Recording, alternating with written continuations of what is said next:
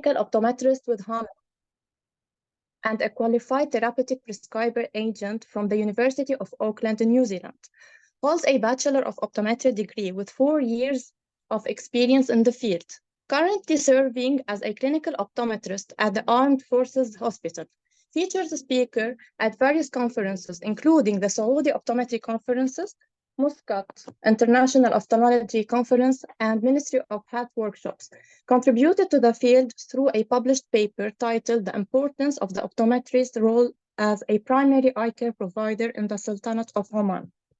Please, if you have any questions, drop in the chat box for the question session at the end of the lecture. Dr. Sawsan, you may proceed with your lecture. Thanks, Rita, for the nice introduction. Is my voice clear? All right. Assalamu alaikum, everyone. Hope you're all doing phenomenal. I'd like to thank first the Vision Care Association in cooperation with EMICO, especially Dr. Amir for inviting me to present a lecture on their 15th Zoom meeting, I think. It's 9 p.m. here in Oman time, and it's weekend, so hopefully my lecture will be quick and enriched. Let's first share the screen. All right, can you see my screen now? Yes. Yes.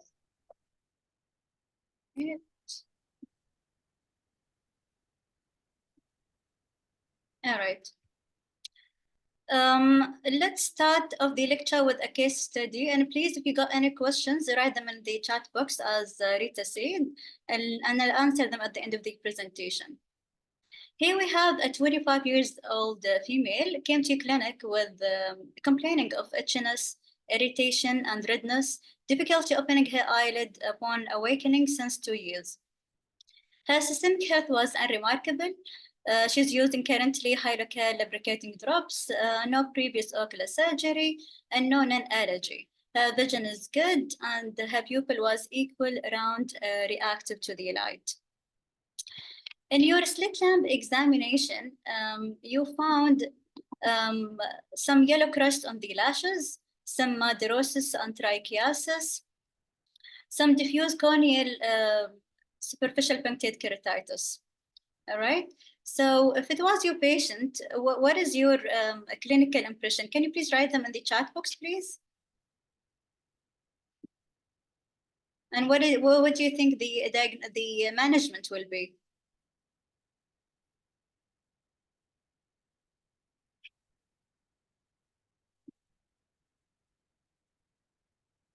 I'll give you less than 1 minute to answer.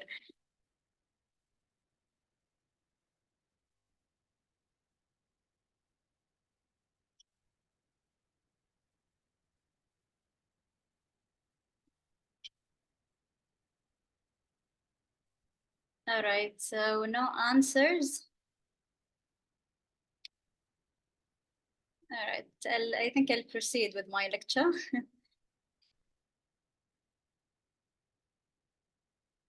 Okay, eyelashes, dandruff, bacterial conjunctivitis.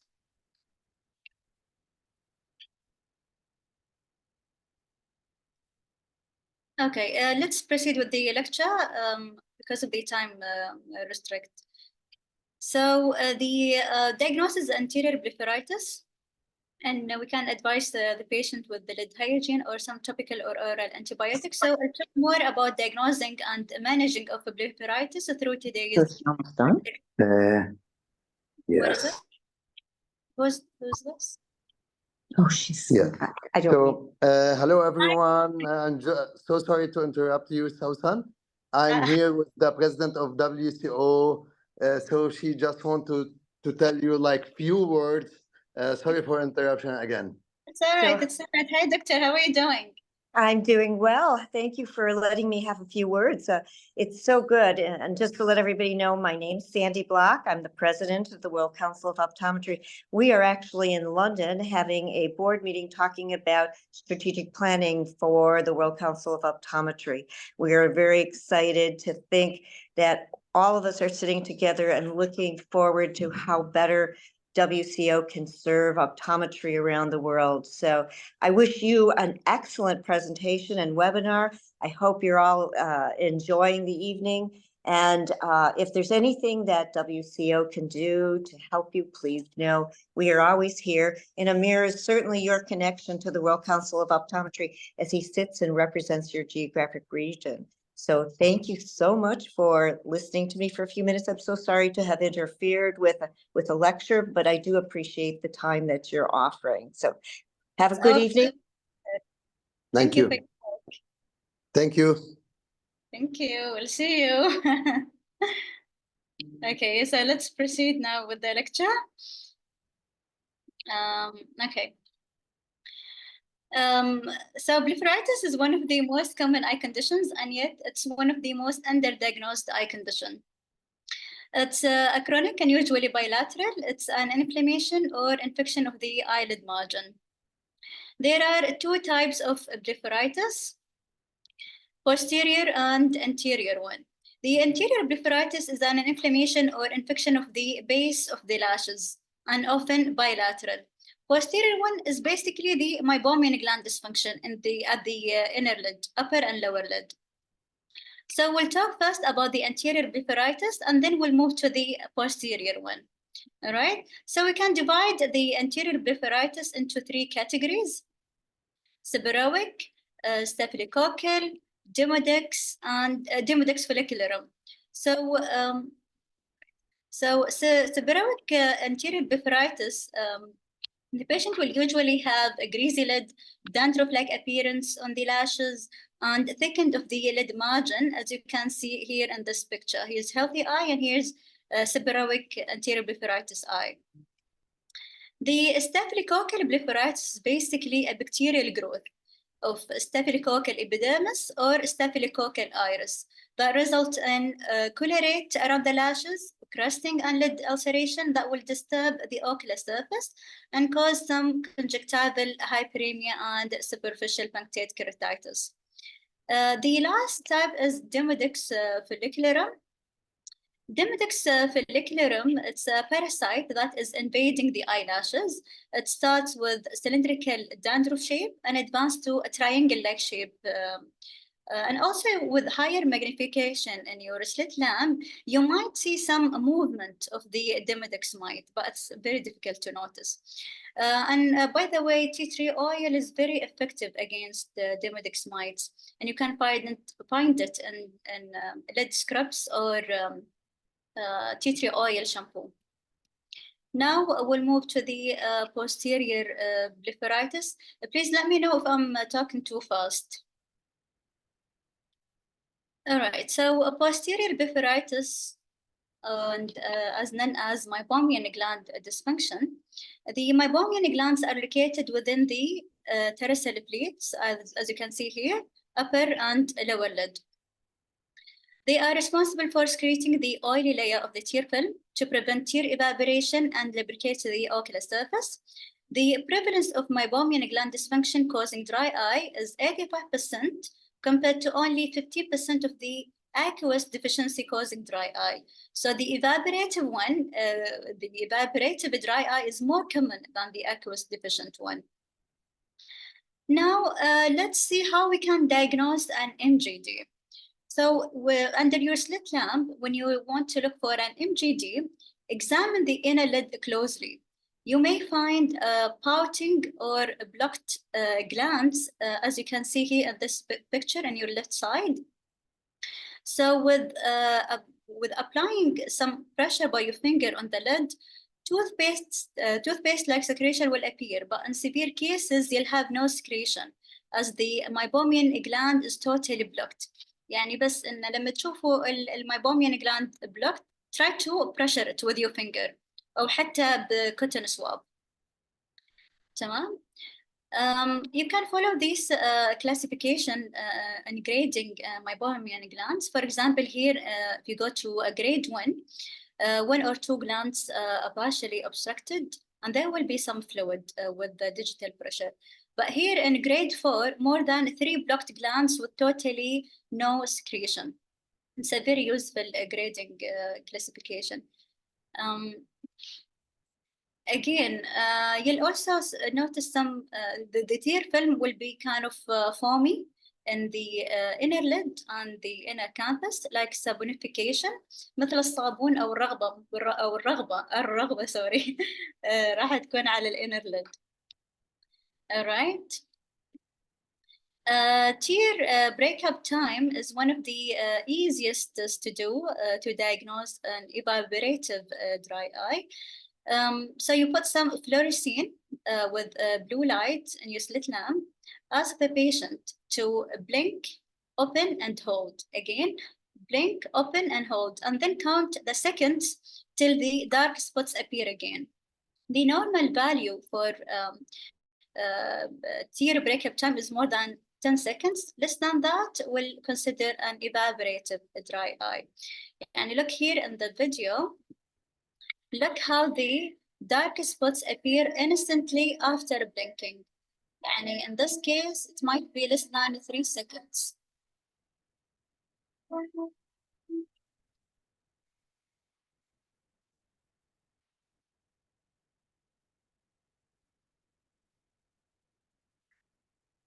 right. With the same setting, look for any conjunctival or corneal staining, superficial punctate keratitis in the cornea.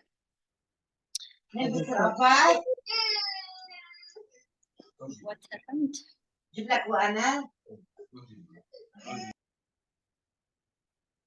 All right. So there are new technologies to diagnose the severity of meibomian gland dysfunction by using a machine called meibography.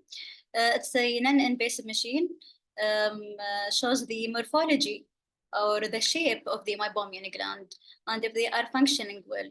You can see in your left side a normal and healthy meibomian gland, and in your left side you will see the grading or the severity of the meibomian gland.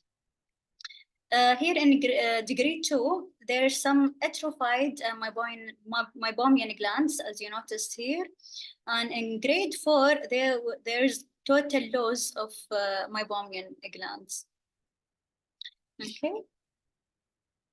Another machine called LipiView gives you a high resolution of the meibography, same as normal meibography, plus it gives you a blink dynamic and a lipid layer thickness.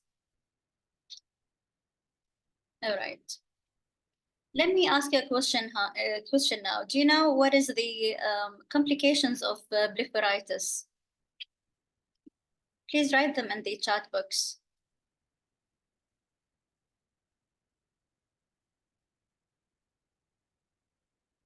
Anything يعني come to your mind?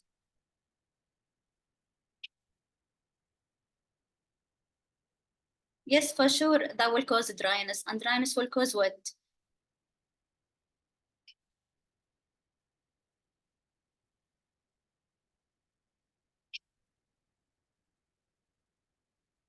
Yes, it might cause intermittent blurry vision. No, it won't cause any cataracts. يعني, I don't think this is.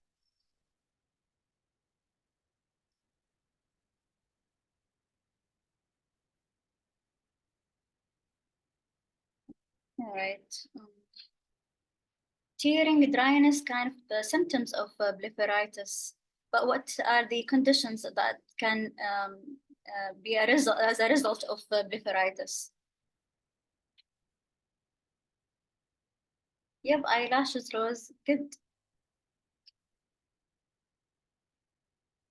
All right. So sty, yep, or chalazion, some infections, yep. True, trichiasis. Perfect. Excellent. Loose color, scoliosis, right? Good.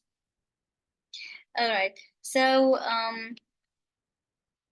severe and long-standing blepharitis can cause telangiectasia, which is broken or dilated blood vessels, trichiasis, which is misdirected of the lashes, poliosis, which is lose the pigmentation of the lashes, madarosis, lose of the lashes totally, sty or chalazion formation, or even marginal keratitis. All right. Now, diagnosis of blepharitis in general based on the patient history, physical examination, and slit lamp examination. So the history may include what is the symptoms, any non-allergy, if they are contact lens wearer, if they're using any retinoid, as we know, retinoid will exaggerate the symptoms of dryness, just to rule out any differential diagnosis. You can do an external examination by just looking at the patient's face and notice any itching or flaking scalp, like seborrheic dermatitis or acne rosacea, because anterior and posterior blepharitis are both associated with these two conditions. Of course, you do your vision, your refraction, your IOP, and your preliminary examination, and then you do your slit lamp examination. Again, I'll recap the slit lamp examination. Always start with lid closure. All right, look at the lashes starting from inner canthus and you go temporally. Look for any dendroflake shape, any thickened margin. Then get the patient to open their eyes, look at the inner lid, look for any MGD, try to grade it. As we have mentioned before, put some fluorescein. So try to look for any ocular signs that we have mentioned earlier. All right. Now turning our discussion to the management and the treatment of blepharitis. The management of blepharitis depends on the severity of it. Patients should be educated that permanent cure of blepharitis is unlikely, but possibly we can control the symptoms. We can relieve the symptoms only, but there is no permanent cure for it. So the key to treat most types of blepharitis is keeping the lids clean and free of crust. يكون إنه الجفون نظيفات بس. تمام?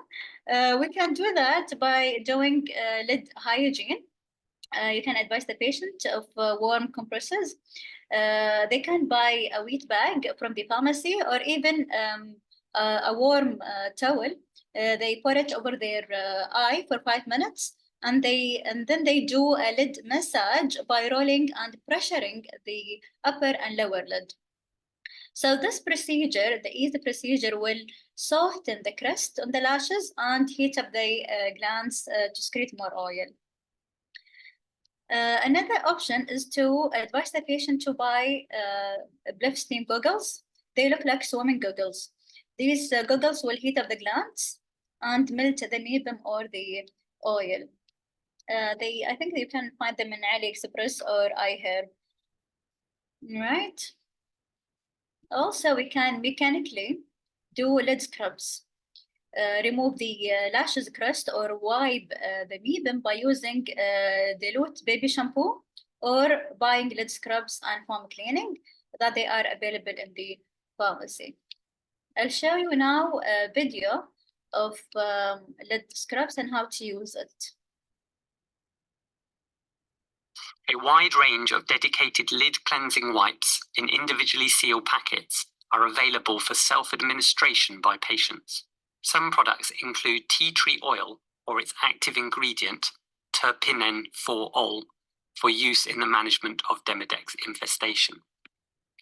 Squeezing the packet prior to opening aids in foaming up the wipe ready for application.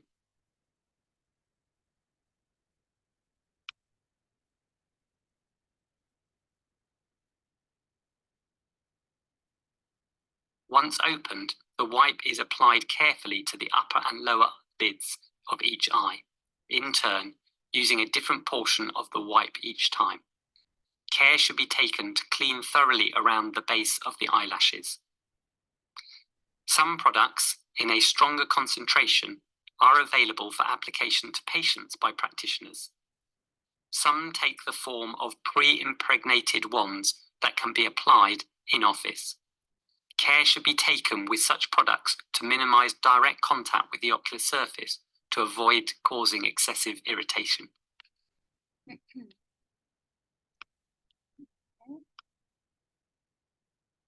Educate the patient to about modifying their diet, increase intake of omega-3 as it's shown to have anti-inflammatory effect that improves the signs and symptoms of blepharitis, both anterior and posterior one. You can find omega-3 in salmon, walnuts, some oil, or you can advise the patient to take omega-3 supplements so that they are available in the pharmacy. Environment control is very important to improving the symptoms of blepharitis. Improve the humidity in general, like avoiding direct exposure to fans or dry weather, wear sunglasses when going out. تزيدوا رطوبة الجو بشكل عام. تمام. Artificial tears or lubricating drops is a temporary solution for dry eye. You can advise the patient to take preservative or non-preservative lubricating drops, but the non-preservative one is recommended if your patient will use an artificial tears for more than 4 times a day. The lipid-based artificial tears is better to improve the lipid layer and the tear film. And don't underestimate the power of blinking. It's important to do complete blinking, not partial one. Because sometimes we forget to blink, especially when focusing on something for a long time, like studying anatomy and physiology of the eye, or watching videos about the war in Palestine, for example. We usually forget to blink. When you blink, you apply mechanical force to the meibomian gland to secrete more oil. So when you advise the patient to do that, let them close the eye gently and squeeze. And it's important to squeeze, pause for 3 seconds and then open, open the eye. And they can repeat this quite often during the day.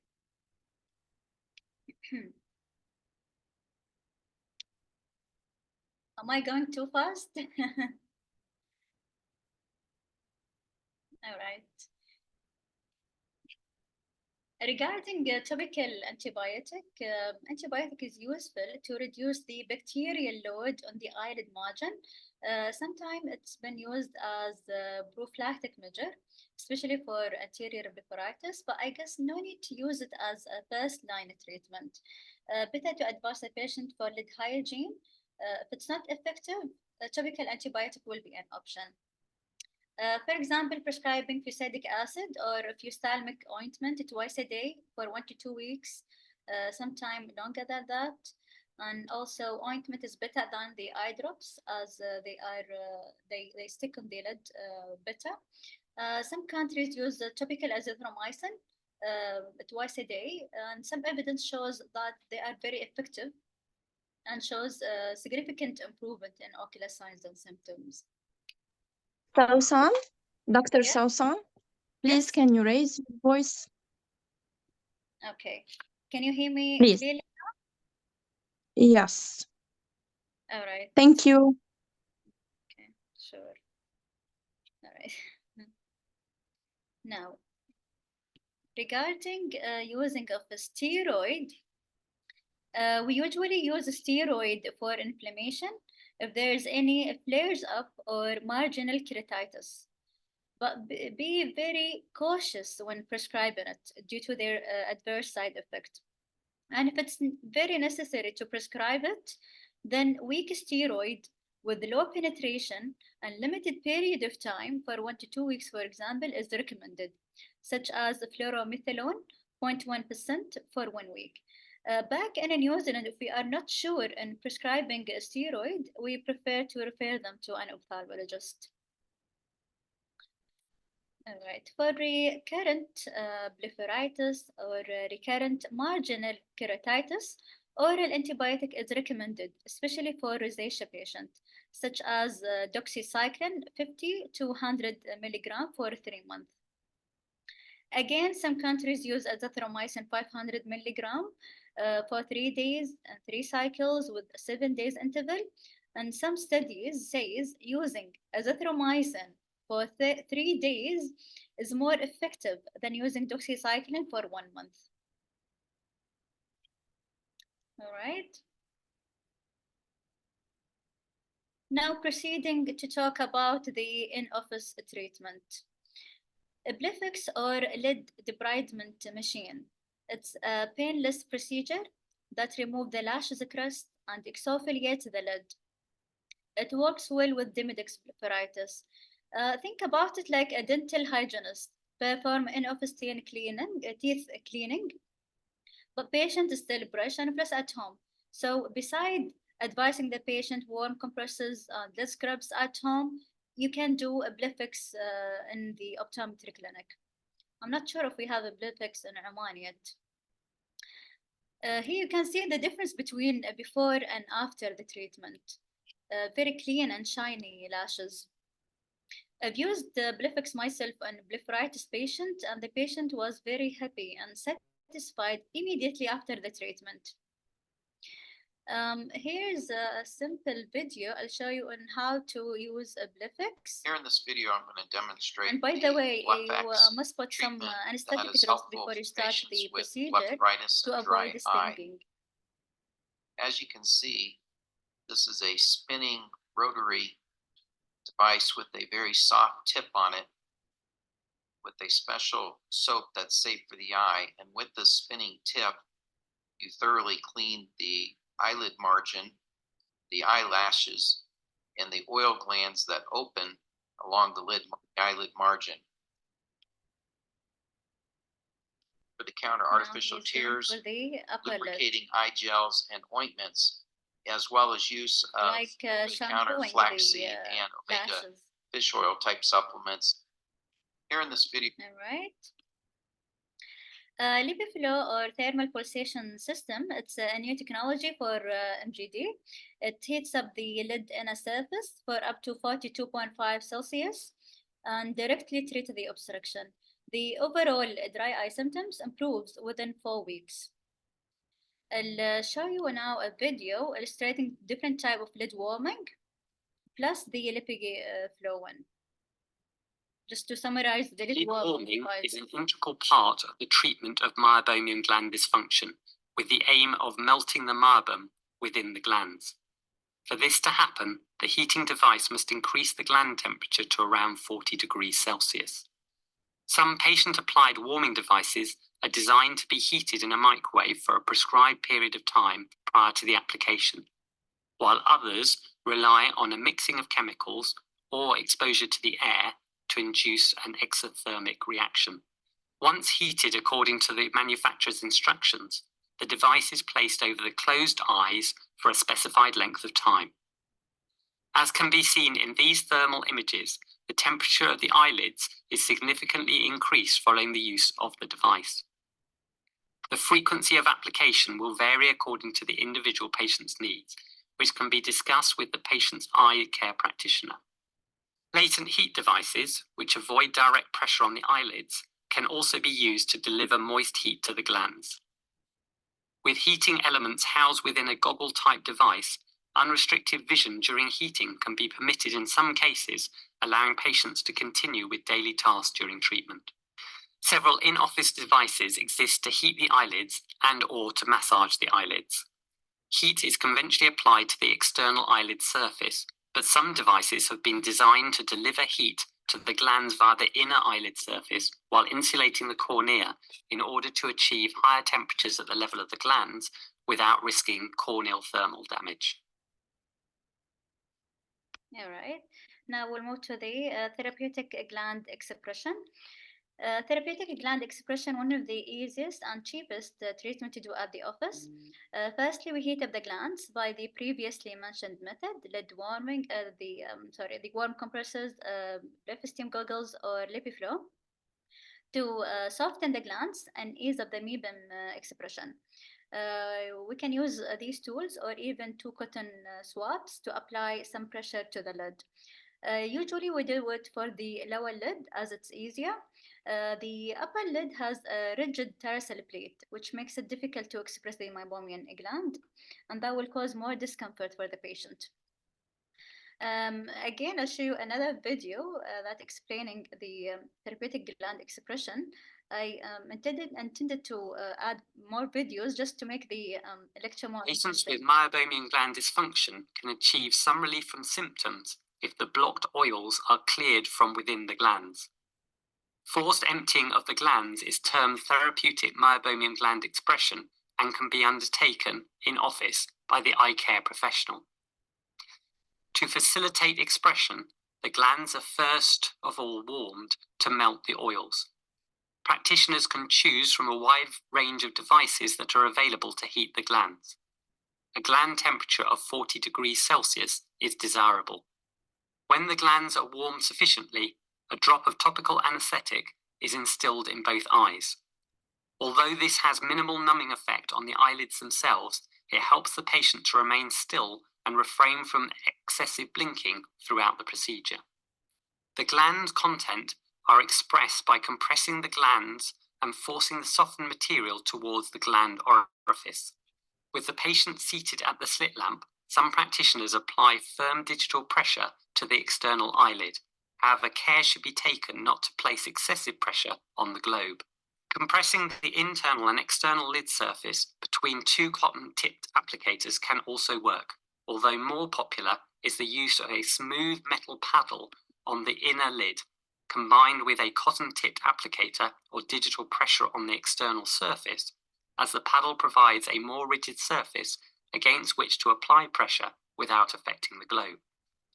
With the paddle situated behind the lower lid, the cotton-tipped applicator should be rolled upwards to encourage expression of the gland contents. The paddle and cotton-tipped applicator are moved progressively along the lid to express each of the glands in turn. While relatively firm pressure is often required, the force that can be applied will be limited by the patient's pain threshold, as this procedure is uncomfortable. Patients should be warned that tenderness of the eyelids immediately following the procedure is not uncommon, and that relief from discomfort symptoms tends to occur in the days following the therapy. Upper lid gland expression is more challenging on account of the rigidity of the tarsal plate, and for the sake of patients' comfort, treatment is often restricted to the glands of the lower lid. Is my voice clear now? Shall I restart the microphone or something? No, it's clear, but while you No, are it's great. All right. Thank you. now it's clear. All right, let's move on then. All right, so last in-office treatment I'll talk about today is the intense pulse light, IPL, most commonly used to treat meibomian gland dysfunction-related dry eye, especially for patients with ocular rosacea. Their study has been done in Auckland University in New Zealand about the efficacy of IPL. And it concluded that IPL shows some therapeutic potential for MGD, improving tear film quality and reducing symptoms of dry eye. But the thing that long-term studies appear to show that the results is temporary with effects gone after 9 months. All right, so this is the end of my presentation, and here's my references. Hopefully you got something from this lecture, and if you got any questions, please write them in the chat box.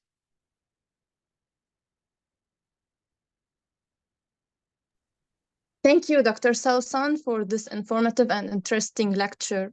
If anyone has a question, please drop it in the chat box. دكتور سوسن كانت كتير حلوة. أنا كتير حبيت. واو واو واو. شكرا.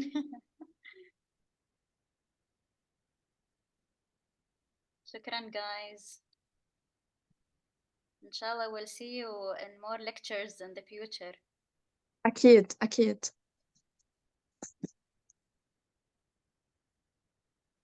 I think there's no questions at the chat box. في questions? Recovery of what? It says here, how long does it take to How have a does it recovery? take to have a recovery? Yeah, recovery from what يعني? from the IPL? I don't get it.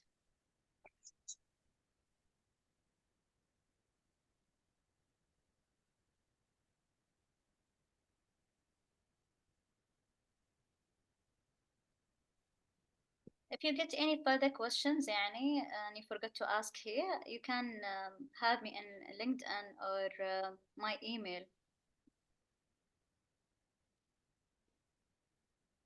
Any questions?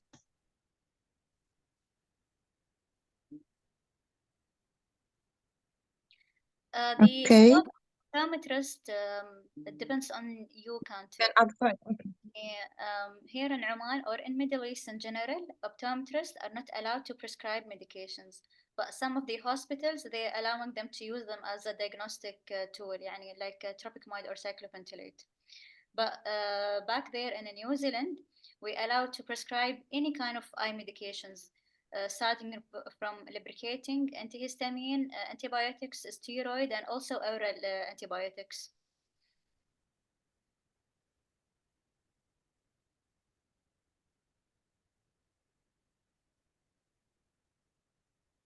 يعني hopefully in the future we the scope of a practice of optometry expand in our region.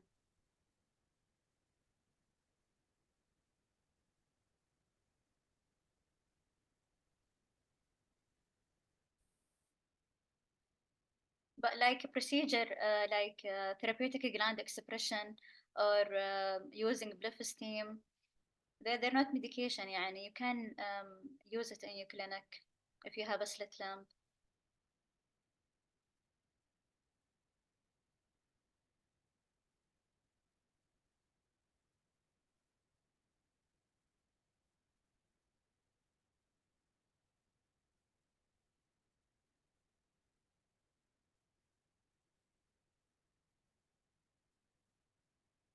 Shall we say bye or wait for more questions?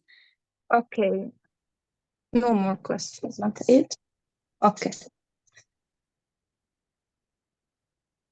Okay, thank you everyone for joining us. If anyone who missed it, you may find recorder on VCA's YouTube channel. Hope to see you all in the upcoming webinars. Thank you. Thank you guys. Thank you, Doctor. Thank you. مع السلامة.